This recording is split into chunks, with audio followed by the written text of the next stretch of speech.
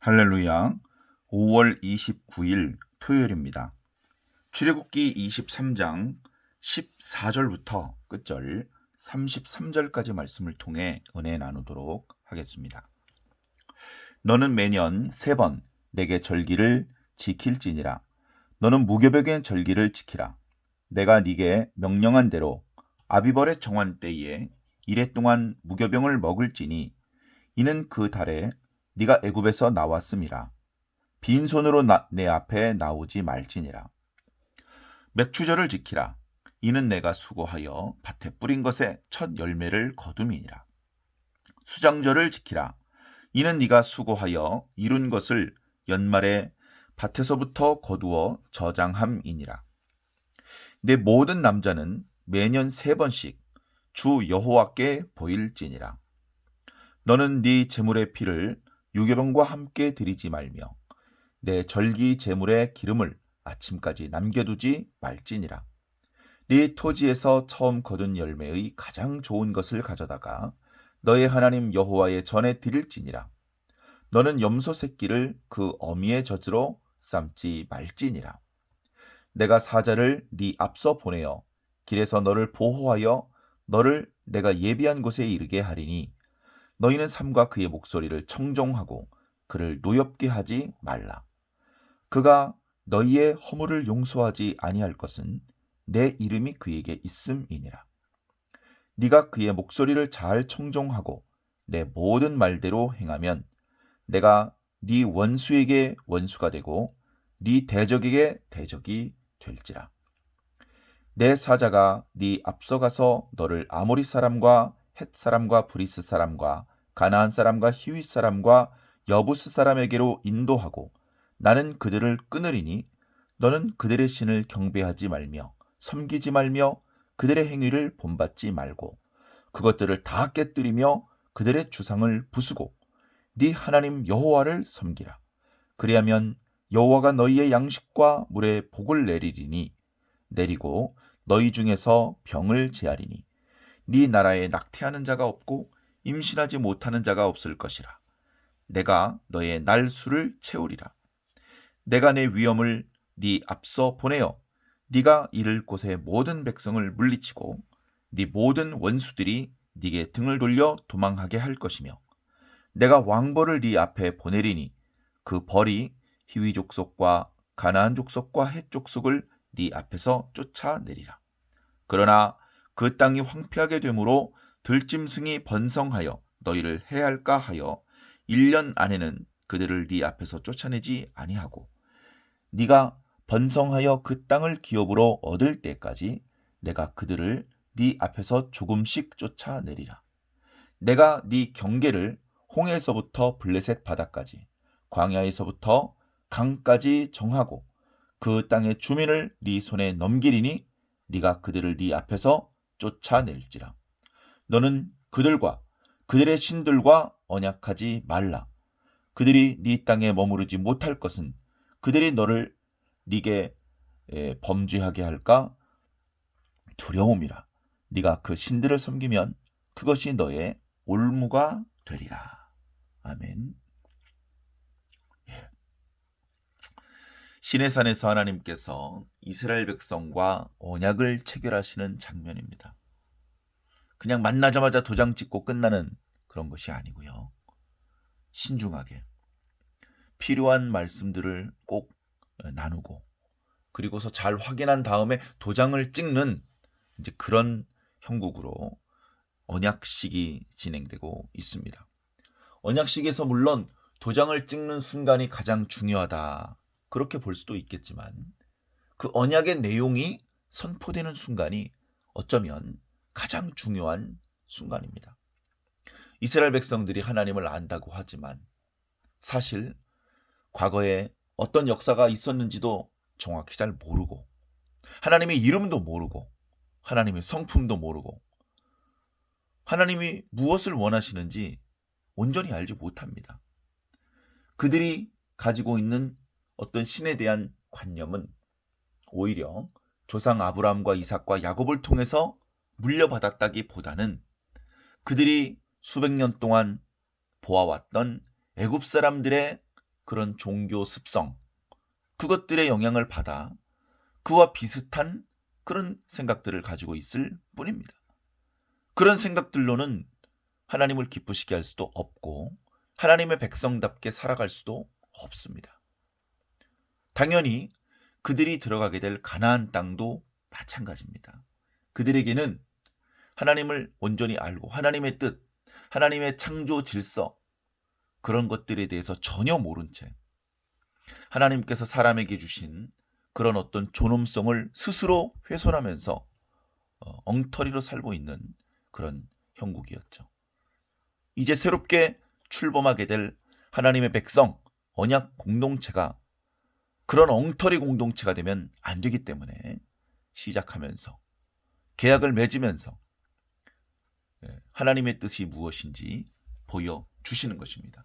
그 하나님의 뜻이 드러나는, 그 하나님의 성품이 담겨져 있는 이 언약서의 말씀이야말로 어찌 보면 출애굽기의 핵심적인 말씀이고 모세오경의 가장 정수에 해당되는 그런 중요한 말씀인 것입니다.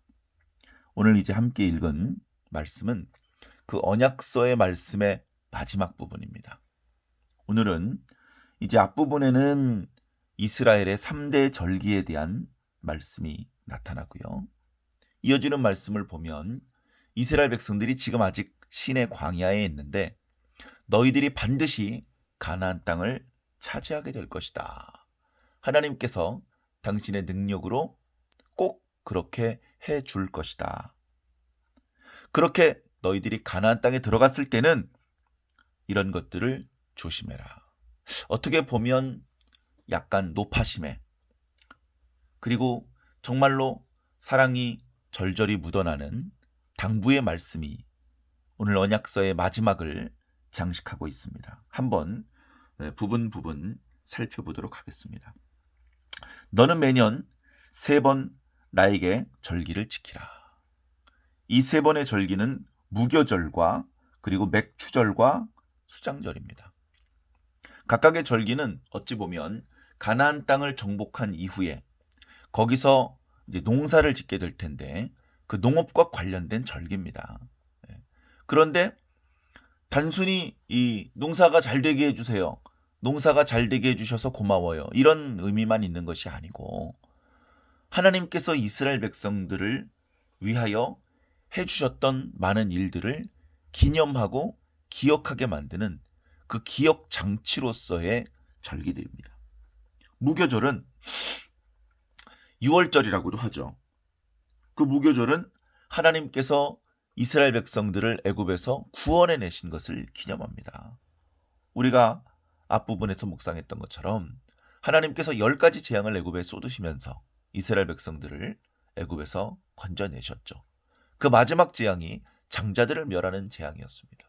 그러나 그 재앙이 애굽 땅에 쏟아졌을 때 애굽 땅에 살고 있었지만 이스라엘 백성들에게는 장자들이 멸해지지 않는 특별한 은총을 베푸셨습니다. 자동으로 그렇게 된 것은 아니고요. 그날 그 재앙을 피할 수 있는 규례를 하나님께서 모세를 통해서 주셨죠. 그래서 그날 그들이 이렇게 양을 잡고 또 그 양의 피를 문인방과 설주에 바르고 양고기를 구워서 먹고 아침까지 남기지 않고 이제 그렇게 했던 그런 것들을 6월절, 그리고 나서 바로 출애굽을 해야 됐기 때문에 이제 그들이 반죽했던 것을 발효시켜서 먹을 여유가 없어서 반죽한 그릇 통째로 옷에 싸서 어깨에 메고 나왔기 때문에 광야에서는 무교병을 먹을 수밖에 없었죠. 그것을 기억하기 위해서 충분히 여유 있게 맛있게 유교병을 만들어 먹을 수 있음에도 불구하고 이 절기에는 무교병을 먹었습니다. 누룩을 넣어서 발효시키지 않았기 때문에 딱딱하고 식감이 떨어지는 그런 것이었지만 오히려 하나님께서 우리와 우리 조상들에게 베풀어 주셨던 놀라우신 은혜, 구원을 기억하면서 기쁜 마음으로 그 무교병을 먹게 하셨던 것이죠. 자, 이어지는 맥추절과 수장절은 이제 농사와 관련된 것입니다. 맥추절은 이제 보리가 추수되는 것을 감사하는 것이죠. 이제 농사를 짓는데 그 농사를 지은 모든 것들이 한 날 추수가 되는 게 아니죠. 조금 먼저 추수가 되는 것이 있고 나중에 추수가 되는 것이 있는데 제일 먼저 추수가 되는 것이 아마 보리였던 것 같습니다.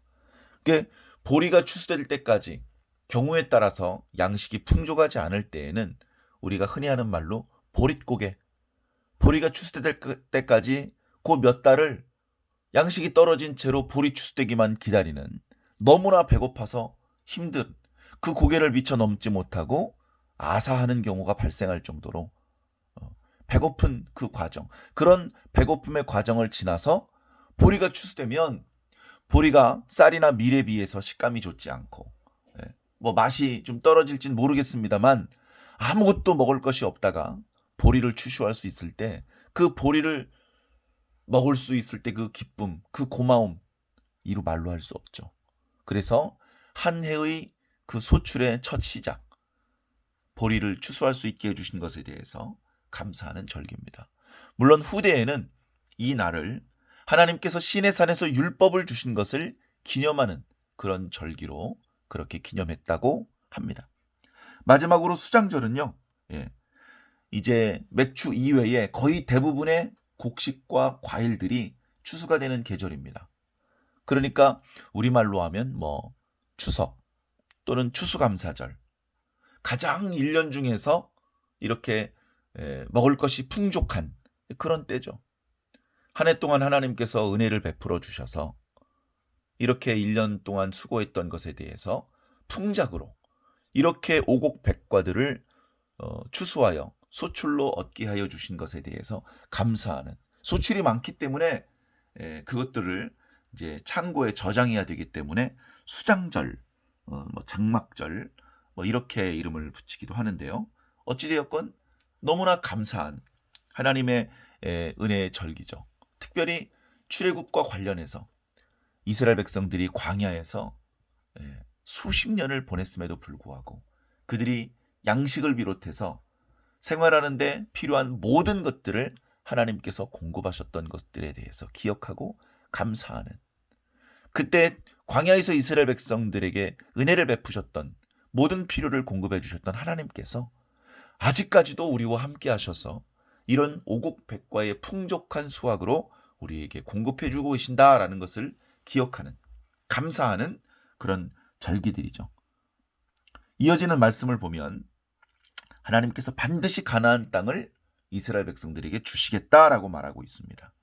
내가 나의 사자를 너희들보다 앞서서 가나안 땅으로 보낼 것이다. 그 과정에서 그 사자가 하는 말을 너희들은 잘 들어야 된다. 자, 이 사자는 이제 동물원에 있는 사자를 말하는 건 아니고요. 하나님께서 보내시는 일꾼입니다. 천사입니다. 구름기둥과 불기둥으로서 이렇게 역사하기도 하셨고, 때로는 모세가 이 사자의 역할을 하기도 했죠.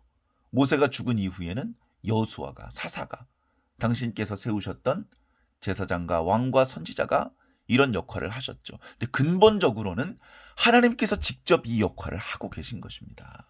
하나님께서 뒤에 보면 너희들보다 나의 위엄을 먼저 가나안 땅과 그 백성들에게 보낼 것이다.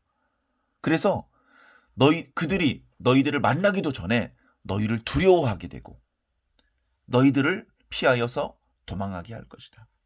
내가 왕벌을 너희들보다 앞서서 그들에게 보낼 것이다. 애굽 땅에 내렸던 10가지 재앙, 파리 재앙 같은 경우 그 파리가 우리가 알고 있는 그런 파리인 정도가 아니라 거의 벌에 가까운 그런 곤충들이 때를 이루어서 애굽 땅에 들어갔고 애굽 사람들을 괴롭혔던 그 말씀들을 우리가 묵상을 했었습니다. 그랬던 재앙들이 이제 가나안 땅에 하나님의 백성들을 대적하는 사람들에게 임하여서 그들을 물러나게 할 것이다. 물론 갑작스럽게 그들이 물러나고 나면 그들은 물러났고 너희들은 아직 그 땅을 온전히 차지하지 못한 상태라 빈 땅이 되어 있는 동안에 그 땅이 황폐해지고 그 땅에 들짐승들이 너무 많아지면 너희들이 들어가서 차지하기 불편해질 수 있기 때문에 갑자기 그들을 쫓아내지는 않을 것이다. 그러나 서서히 내가 그들을 그 땅에서 몰아낼 것이다. 그들은 그 땅에서 반드시 몰려 나가야 된다. 나가든지 죽든지 그들은 그 땅에서 사라져야 된다. 왜냐? 그들이 가지고 있는 잘못된 우상 숭배의 문화에 너희들이 오염될까 두렵다. 그들의 모습을 절대로 따라해서는 안 된다. 그들이 만들어 놓은 것들, 우상 숭배를 위해서 그들이 이렇게 만들어 놓은 다 때려 부셔라. 하나도 아깝게 생각하지 말고 완전히 흔적을 지워라. 혹시라도 너희는 그들과 또는 그들의 신과 언약을 맺지 말아라. 그런 너희들의 어리석은 행동들이 너희들에게 올무가 될 것이다. 너희들이 하나님 앞에 범죄하고 하나님 앞에 징벌을 받게 될까 두렵다. 그렇게 말씀하고 계신 것이죠. 마지막까지 하나님께서는 언약을 지키실 것인데 너희들이 실수하고 범죄하고 어리석인 길로 빠져서 스스로 멸망을 자초할까 두렵다. 이제 그런 자상하면서 정말로 이스라엘 백성들이 잘 되기를 바라시는 그런 하나님의 마음이 묻어나는 그런 말씀들로 언약서의 마지막 부분이 장식되고 있습니다. 오늘 우리는 이 말씀을 통해서 무엇을 배울 수 있을까요? 오늘 우리는 하나님께서 우리들에게 베푸셨던 은혜를 기억해야 된다. 우리에게도 절기가 있죠. 성탄절이 있고 부활절이 있고 돌아오는 주일은 삼위일체 주일입니다. 모든 것이 다 예수 그리스도를 기념하고 성삼위 하나님을 기억하면서 그분이 우리에게 베풀어 주신 은혜를 다시 한번 일깨워서 그분께 감사하고 오직 하나님만을 섬기며 경배할 것을 다짐하는 그런 절기들이죠. 우리는 날마다가 부활주일이 되어야 되고 성탄절이 되어야 될 것입니다. 날마다 하나님께서 우리들에게 베푸셨던 은혜를 하루도 잊어버리지 말고 하나님께 감사하는 하나님의 백성이 되어야 될 것입니다.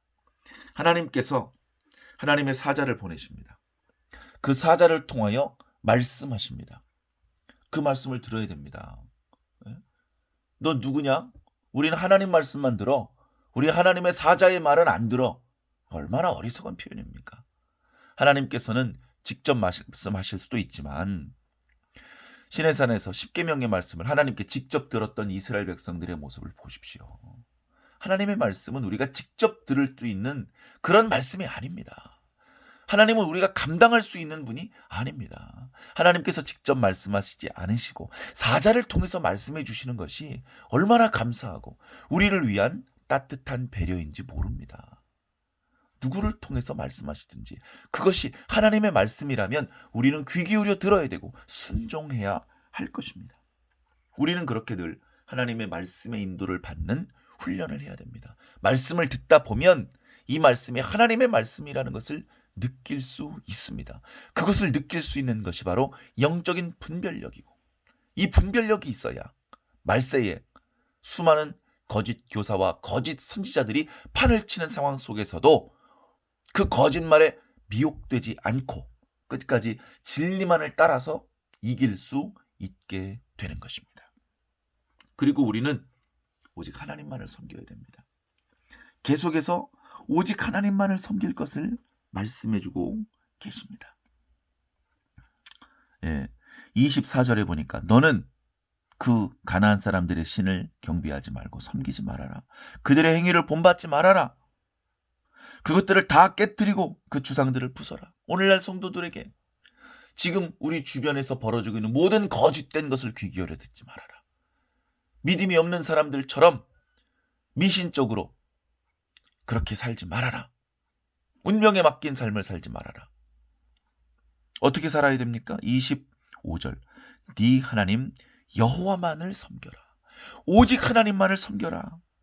오직 하나님의 말씀만을 들어라. 자, 그렇게 할 때에 하나님께서 우리의 양식과 물에 복을 내려주실 것입니다. 사랑하는 성도 여러분, 가나안 땅이 결과물이 아닙니다. 가나안 땅은 이 그릇일 뿐입니다. 그릇. 그 그릇에 하나님이라고 하는 보물이 담겨 있어야 완성되는 것입니다. 하나님이라는 보물이 담겨 있어야 우리는 진정한 하나님의 백성으로서의 복을 누리게 되는 것입니다. 하나님께서 이스라엘 사람들에게 바라셨던 것들이 바로 그것입니다.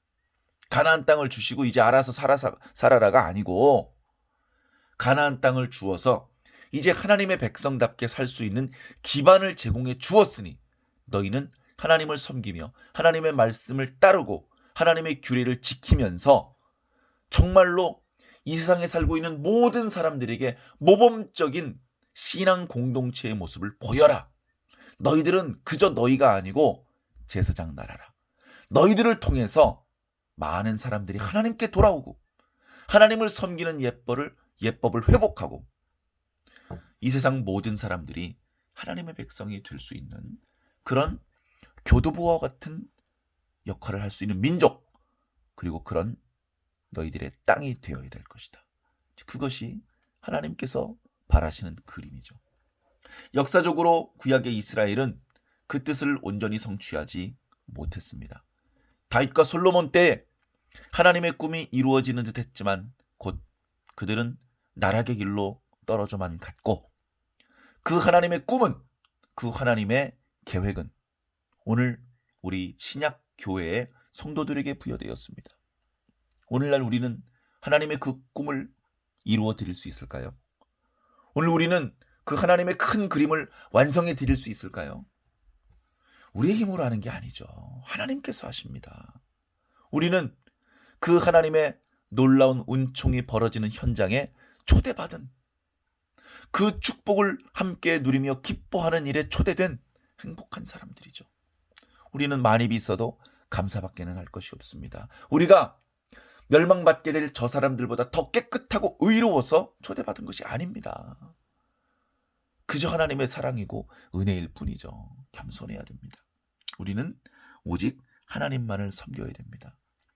하나님이라는 놀라우신 은혜의 보물이 우리의 심령 속에 자리를 잡을 때, 그 하나님이라는 것이 우리와 하나가 될 때 비로소 복이 발현될 것입니다. 병이 떠나갈 것이고, 우리는 장수할 것이고, 모든 물질이 풍요로울 것이고, 마음은 평화로울 것이고, 진정한 샬롬이 완성되게 될 것입니다. 우리는 아직 이 땅에 있는 동안에도 주의 성령을 통해서 그 샬롬의 은총을 맛보며 살아야 할 것이고, 그리고 온전한 하나님의 나라가 성취될 것을 믿고 기다리면서 지금부터 그 하나님 나라의 방법으로 살아가야 할 것입니다. 그렇게 할 때에 이루어질 하나님의 나라의 주인공들로 하나님께서 준비하신 모든 축복을 누리게 되실 것입니다. 꼭 그 축복을 누리게 되시기를 예수님 이름으로 간절히 축원합니다.